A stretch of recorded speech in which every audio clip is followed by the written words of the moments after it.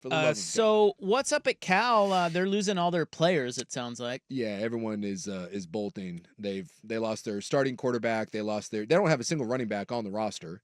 They left. They did get the Oregon commit, the freshman kid to come in. The Polynesian kid whose name I can't remember off the top of my head.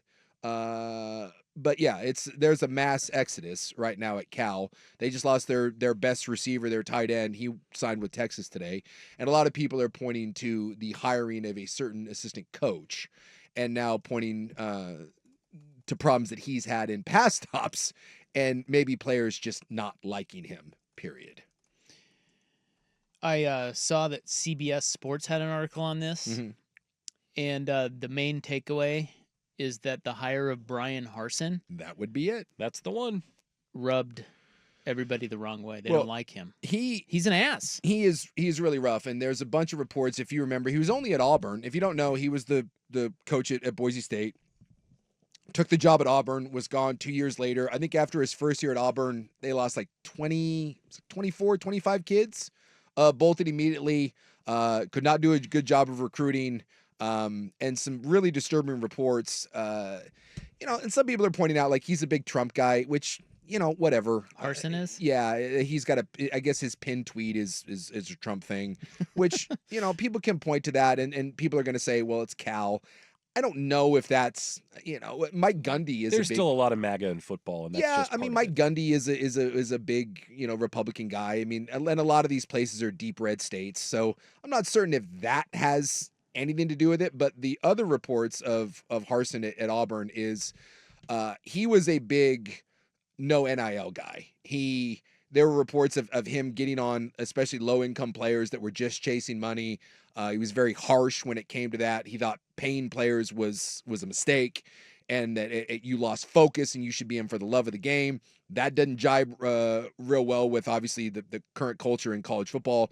Other reports were if he didn't want a kid on the team, he just ceased all contact with him. He would not communicate with the kid at all, which is weird when it's your head coach, your offensive coordinator, and he just decides that he, under no circumstances, will have a conversation with you, and he would leave it to other coaches to go tell the kid. He's ghosting his own players. He's ghosting his own players. That's awful. What a great leader. He would send other coaches, again, allegedly, reports, that he would send other coaches to tell the kid, dude, get out of here. Like, he will not talk to you. You will not play here, period, end of story. Get out. And then he just, and he's a very rough, hard-nosed coach. And we all know in today's kind of day and age, in fact, we were talking about this the other day. Lanny was on with the Bussin' with the Boy guys, and they asked him that question, and he said, you certainly have to be aware of each individual kid and how hard you can push. Because it used to be back in the day, you could just be an ass. I mean, my offensive line coach was the worst human being I ever encountered. And there wasn't really any recourse to it. Nowadays, guys like that, they're getting harder and harder to hire because especially if you bring in someone from the outside, and in the first 6 months, that dude comes in and is just a D-weed to everybody. No one has to put up with it anymore. You're like, cool, bye. Including, by the way, your best player in Jay Knott, who had been there for the entire time. And all of a sudden he decided, I'm not doing this. So this may have been a real problematic hire for Justin Wilcox. Well, they have Rolovich, too. Yeah. And didn't they add Ron Rivera as their GM? Yes, Ron Rivera is the GM. I didn't know that until today. Yeah. Ron Rivera? Yeah. He went there, I think. Oh, yeah? I'm pretty sure he is a Cal Bear. I believe so as well. Yes. What does the GM do?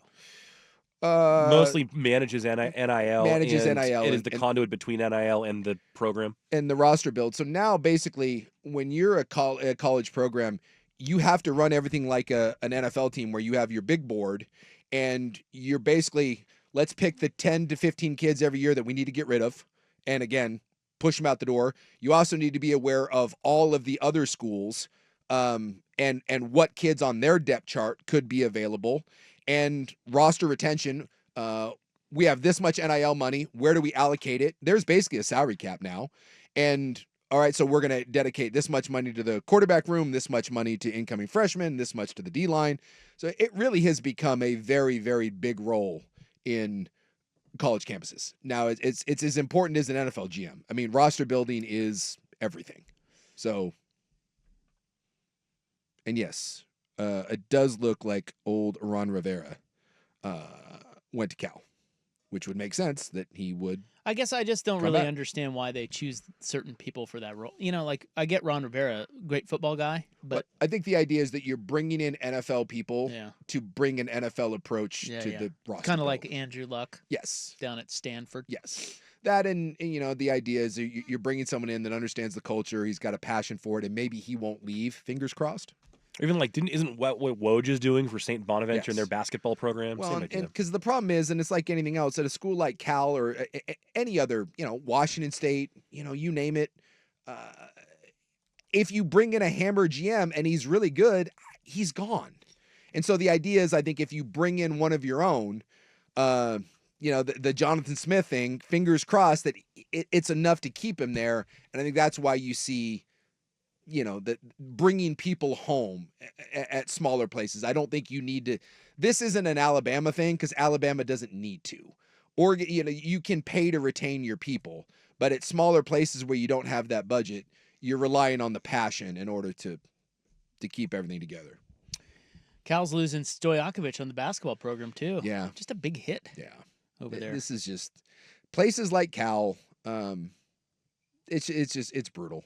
And then you throw the academics on top of it. And that's the other hard part too, is Stanford's worse, but at Cal, you can lose as many kids as you want to the portal. It's a lot harder to get kids to get admitted into Cal. Believe it or not, you still have to be able to read and write and be a decent student to go to that school. So for the smart places, it's the portal is double hard. I don't know how you do it at Stanford. You can't take portal kids. Like, same thing with Vanderbilt, like these places, Georgia Tech. It's brutal. It's a one-way street, and that street is out of town. And how you deal with that, good luck. I see where Kirby Smart is still going to be his own GM. Yeah, he's in Georgia. He's got to have some help with that, like a chief of staff or something like that. Because the bottom line is these guys who are so good at X's and O's and program building and stuff.